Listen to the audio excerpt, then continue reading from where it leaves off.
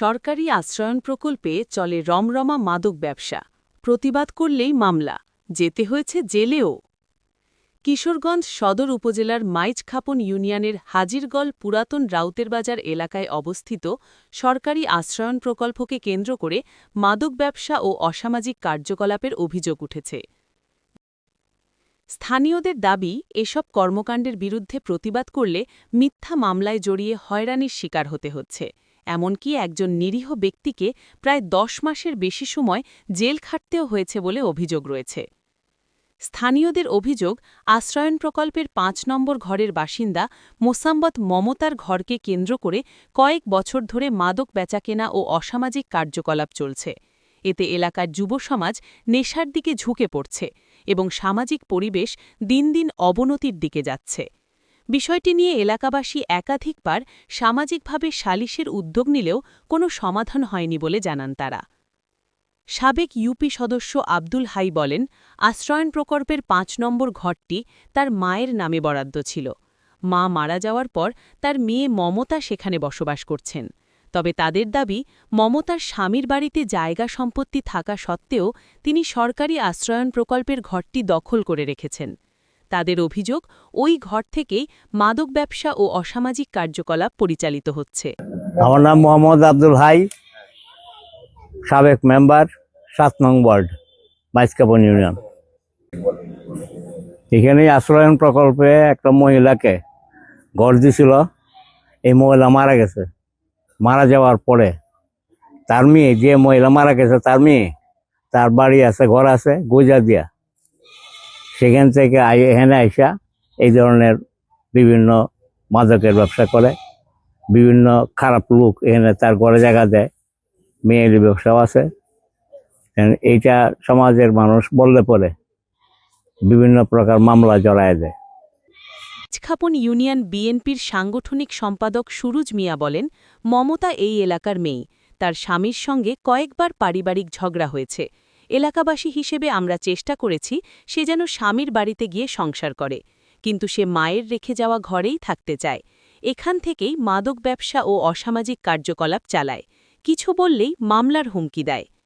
তিনি আরও জানান, শতাধিক এলাকাবাসী গণস্বাক্ষর দিয়ে ইউনিয়ন পরিষদ চেয়ারম্যান, সদর উপজেলা নির্বাহী কর্মকর্তা, ইউএনও কার্যালয় ও জেলা প্রশাসকের কাছে লিখিত অভিযোগ দিয়েছেন। মাইজখাপন ইউনিয়ন বিএনপির নির্বাচিত সাংগঠনিক সম্পাদক মমতা বেগম এইনার মেয়ে, এই এলাকার মেয়ে, কিন্তু উনি বিবাহিত হলো।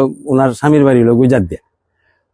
ওনার স্বামী ওনার এনতে বহুবার আচার বিচার দরবারও করছে নেওয়ার জন্য, সে এনতে যাইতেছে না। অথচ আমরাও চেষ্টা করছি, সে যায় না। এবং সে কেন যায় না, এটা এই এলাকার সব মানুষ কিন্তু এখন আন্দাজ করতেছে।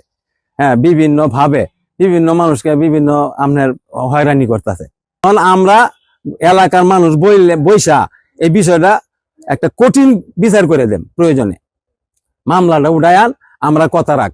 সে আমাদের কোনো কথা রাখ না। সে মামলায় একটা না কইতাছে, আমার যদি নাও তেমন লাগে তেও আমি মামলা উঠাইতাম না। এখন কত হইলো, সে এনে থাকবো, তাকে বিভিন্ন অকারেন্স করবো, মনোরণ এই এরা ডাকি আনবো, হেরা ডাকি আনবো, এই হইলো তার পেশা। আমার হেয়ার কত হইলো, হেয়ার পছন্দ মতো লোক এনে আনে হ্যাঁ আকাম কুকাম করে। মূল কথাটা হইলো এটা। কিছু লোক আছে বুঝছেন, আমাদের ইউনিয়নের বাইরেরও, হেরাও ইন্ধন দেয়। আমাদের এই ওয়ার্ডের বাইরের লোকও আছে, হেরাও ইন্ধন দেয়। আমিও দস্তখত দিছি, 200 লোকের দস্তখত, আমারও একটা দস্তখত আছে। আমার দস্তখতটা অনেক পরে। আমি এটাও বলছি, দেখ আজকে যদি 200 লোকে এক পক্ষে দস্তখত দেয়, আল্লাহ এই পক্ষে আমার থাকতে হবে। তোর পক্ষে যদি 200 লোক থাকতো আর আর পক্ষে না থাকতো, তাইলে আমি তোর পক্ষে দস্তখত দিতাম। ভুক্তভোগী সাইফুল ইসলাম বলেন, আমি নিরীহ মানুষ। 2025 সালের 19 এপ্রিল মমতার মেয়ে রুনা আক্তার আমার বিরুদ্ধে ধর্ষণের মামলা করে। অথচ সেদিন রাতে আমি নিজ ঘরেই ঘুমিয়েছিলাম। আনুমানিক রাত 1:30 থেকে 2টোর মধ্যে পুলিশ এসে আমাকে থানায় নিয়ে যায়। প্রায় 10 মাস 7 দিন কারাভোগের পর জামিনে মুক্তি পান। পরবর্তীতে বিভিন্ন তদন্ত ও মেডিকেল রিপোর্টে অভিযোগের কোনো প্রমাণ পাওয়া যায়নি বলে। মোহাম্মদ সাইফুল ইসলাম গত বছরের মনে করুন 17/4 এই তারিখে আমি ঘরের মধ্যে শুয়ে রয়েছি দিনের বেলা। তে 12টা-1টার দিকে মনে করুন লোকজন আইসা আমার ঘর থেকে টানা হেঁচা করে দৌড়ে নিয়ে বুটচু গ্রামের মধ্যে ঢুয়াইছে। অনেকগুলা মানুষ আছেন। তে কিসের জন্য বা কিসের লাগে আমার এমনি একজনে কিল মারে, ঘুষি মারে, একজনে চর মারে, হ্যাঁ, এগুলো আমার উপর অত্যাচার করতেছে। এরপর আমি বললাম আমি কি করছি, আমার কি অপরাধ, আমার কে লাগে এরকম করা হইতেছে। ভালো ভালো অনেক লোকজন আছেন দরবারের মধ্যে। এরপরে মনে করুন অনেক কোন কথা কাটাকাটির পর দরবার একটা পর্যায়ে গেছে। বর্তমান যে মেম্বার আছিল উজ্জ্বল মেম্বার, হে আয়া মনে করেন যে এই দরবার করছে, দরবারে রায় পাইছি আমি, হ্যাঁ। এরপরে মোটামুটি আস্তে আস্তে সবাই গেছে যার যার মধ্যে। এরপর আমি এই দিনকার রাইতের বেলা বউ ফুলা বানিয়ে ঘরে ঘুমায় রয়েছি, হ্যাঁ। এরপরে সকালবেলা উঠতে আমি আমার কাজের জন্য বার হয়েছি। এরপরে আমার চিন্তা ভাবনা হইতেছে যে আমার উপরে কি একটা কথা উড়াই দিছে আচমকা, হ্যাঁ। এটা চিন্তা ভাবনা করে আমি আর গাড়ির মধ্যে গেছি না, পরে আমি গেছি আমার বাড়ির মধ্যে। এই আমি বলে দর্শন করছি, কারে দর্শন করছি, এটা হচ্ছে মমতার মেয়ে। মমতার মেয়ে সে বলে দর্শন হয়েছে, আমার আসামি দিছে, আমি দর্শন করছি। কিন্তু এই ব্যাপারে আমি কোনো কিছুই জানি না, হ্যাঁ, এই ব্যাপারে আমি কোনো কিছু জানি না। এরপরে সারাদিন গেছে, প্রতিদিনের মতো আমি রাতের বেলা বউ ফুলা বানিয়ে ঘুমাইছি। এরপরে আনুমানিক রাত 1:30 থেকে 2টা এই সময় পুলিশ আয়া আমার ঘরে আমার পাইছে। আমি তো কোনো অপরাধ করছি না, আমি কেলাকে ফলাইতাম। তা আমার ঘরে আমি ঘুমাই রয়েছি বউ ফুলা বানলইয়া। পরে রাতের 2টার সময় পুলিশ আয়া আমার ধরছে। আমি যে গেলাম স্যার কিসের জন্য আমার ধরলেন, আমি তো কোনো অপরাধ করছি না। পরে পুলিশে কইছে তোমার নামে মামলা হয়েছে, হ্যাঁ, এর লাগে আইসে তোমার ধরে নিতাম।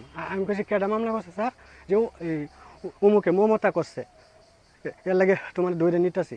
এখন পুলিশে ধরছে স্যার, আমি আর কি করাম, আমি অসহায় মানুষ, গরিব মানুষ, হ্যাঁ। আইনটাই মনে করেন যে আমি ভালোবাসি, শ্রদ্ধা করি। আমি মনে চিতে কিছু জানি না, আমি যদি অন্যায় না করি তাইলে আমার কিছু হইতো না। এই বিশ্বাসে পরে আমি বহুলাফান ডাক্ত রাইতের বেলা পরে পুলিশের সাথে গাড়িতে গেছি গে।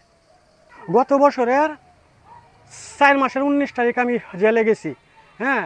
আর এই বছরের মনে করবেন এই 19 তারিখ 2 মাস জেলার তো বার হয়েছি আমি 10 মাস 7 দিন দিয়ে এনে পরীক্ষা দিয়েছি। ঢাকা মালিবাগ গেছি, আমার তো রক্ত নিছে, রক্ত নিয়ে পরীক্ষা নিরীক্ষা করছে। এরপর আমার কাগজপাতি আইছে, সব কিছু প্রমাণ হয়েছে যে আমার কোনো দোষ নাই। তবে এসব অভিযোগ অস্বীকার করে আশ্রয়ন প্রকল্পের 5 নম্বর ঘরের বাসিন্দা মোসাম্মত মমতা বলেন, আমার মেয়ে রুনা আক্তার 8ম শ্রেণীর ছাত্রী। রাতের অন্ধকারে সাইকুল ও আরেকজন মুখোশধারী ব্যক্তি তাকে ধর্ষণ করে। নির্যাতিত হওয়ায় আমরা মামলা করতে বাধ্য হয়েছি। না, আমি 200-250 মানুষের দরবার করছে, দরবারে রায় নিচে নিয়ে বা দেশেরা কইছে আমরা দরবার পারতাম না, তোমার চেষ্টা তুমি করো। আমি অপেক্ষা হইয়া আমি গেছি মামলা। আমি দর্শন মামলা দিছিল, এটা হইলো সম্পূর্ণ মিথ্যা, হ্যাঁ, মিথ্যা মামলা করতেছে। এটা আমি এটা নিয়ে বসছিলাম, এটা সম্পূর্ণ একটা মিথ্যা মামলা দিছে। অহেতুক এই ছেলেটারে জেল কাটানো হয়েছে। কিশোরগঞ্জ সদর উপজেলার নির্বাহী কর্মকর্তা ইউএনও কামরুল হাসান মারুফ বলেন, এলাকাবাসীর পক্ষ থেকে গণস্বাক্ষরসহ একটি অভিযোগ পেয়েছি। আশ্রয়ন প্রকল্পের ঘরটি যার নামে বরাদ্দ ছিল তিনি মারা গেছেন।